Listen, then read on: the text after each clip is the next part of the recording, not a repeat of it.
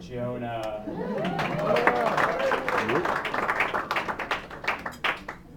I did cry on that tour, Jonah. A lot. But that's my persona. I live in a hipster neighborhood because I like to be the toughest. And just in case. It takes a lot for me to hate people, yet somehow I hate every single person in my neighborhood. Because in the morning I go outside to smoke a cigarette, and then this guy comes up to me all the time, the same guy comes up to me and he goes, "Can I have a cigarette?" And I go, "Sure." And I give him one, and then he sits there and talks to me while he smokes a cigarette I gave to him. And he asks dumb questions like, "What do you do?" And I'm like, "I'm a comedian, what do you do?"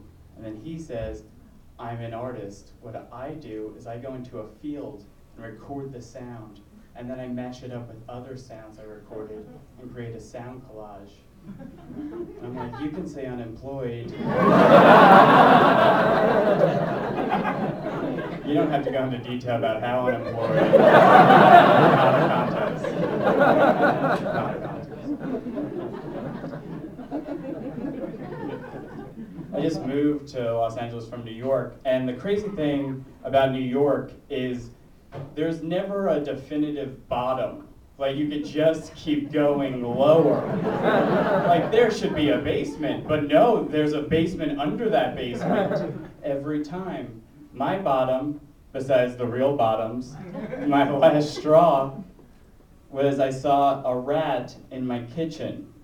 Now, on my list of places to see a rat, kitchen is the second worst place I can see a rat. First worst is my mouth.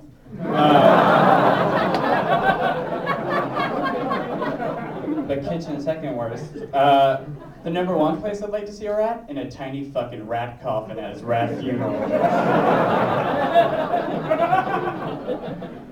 Because when you see like a rat, it just stays there, and it's like squatters' rights. You're like, no. And like I could handle seeing like a mouse, because the mice are like the Michael Cera of the rodent community. When you see it, it's just like, I'm sorry, I was just leaving. This is awkward.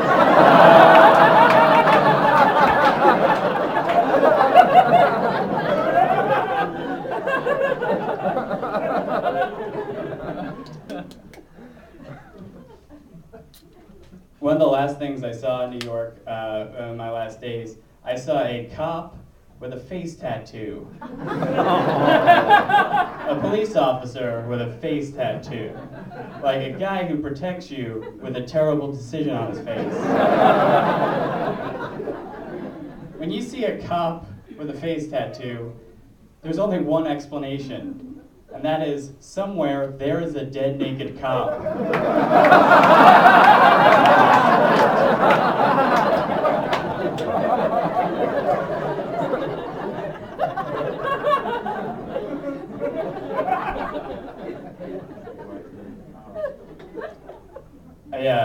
I just started working at a job around here, and I never had a job before.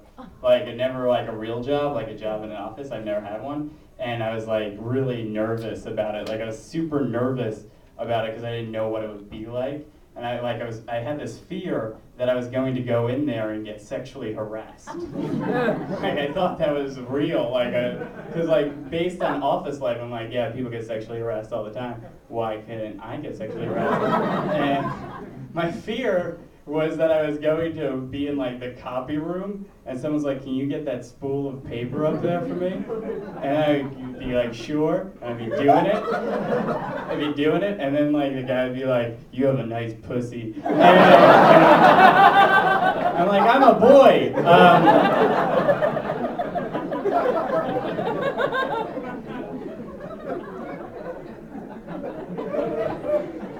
Because I'm too childlike to get sexually harassed.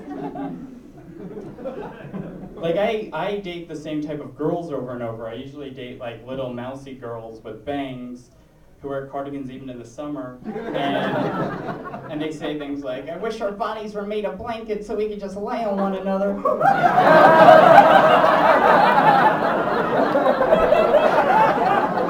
I'm like, me too, that sounds great. But this one time I dated this girl who was like a real sexual dynamo, and we tried out all these sexual things, and I found out a lot about myself. Like, I found out that I am way too silly for most sex things.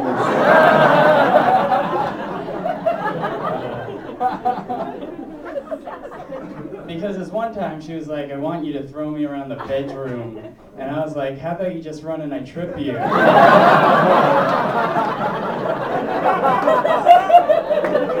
It sounds so much safer. My girl was like really good at dirty talk, and I'm too bashful for dirty talk. This one time she's like, "You feel so good inside me." And I was like, "Weird!"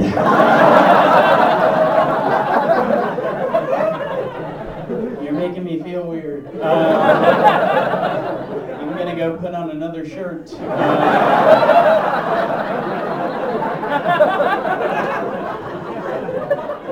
And when I get back, we're gonna have a 20-minute talk about boundaries. So it's nice.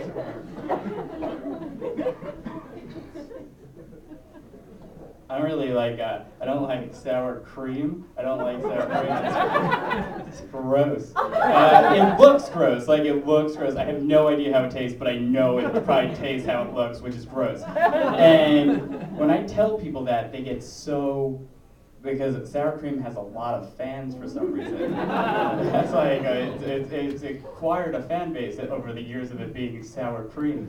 But it's gross. And so I'm telling people all the time, I'm like, and another thing, I don't like sour cream. And people, when I say that to them, they go, "Well, how do you eat burritos?" Now, guys, guess what I found out? You can order burritos with no sour cream. It's never a problem. Except once. I ordered a burrito with no sour cream, brought it back to my table, bit into it, there was sour cream. I hate any sort of confrontation, so I had to go back up there. And I was like, "Hey, I just ordered a burrito with no sour cream. I'm really sorry. Did I do something wrong because there was sour cream in it?" So I handled it correctly. It's like, "No, here's another one." I take that one back to my table, bite into it, more sour cream. Here's what I hate more than confrontations, double confrontations. So I had to go back up there again, and I was like, "Hey, it's me from directly before. I was just wondering if you could do your job right." And what I thought he would say to that is, "Yes, I should do my job right. It's my job that I am paid to do." I was wrong. Because apparently what he thought he should say was, "Hey man, I don't come to where you work and knock the dick out of your mouth." Now I was shocked. Because I've never heard anyone say that for realsies before. And I thought I would have like an awesome comeback for it. Guess what? Wrong again. Because my comeback was, "You don't come to where I work and knock the dick out of my mouth?" "Well, I wish you would."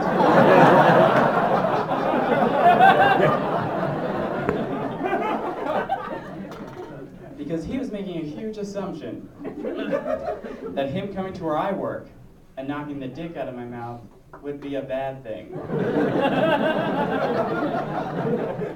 Because how I look at it, if I'm at my office sitting at my desk and he walks in and knocks the dick out of my mouth, I'd be like, "Thank you. I was supposed to be working and there was a dick in my mouth. You just increased productivity." Thank you guys, I'm Sean O'Connor.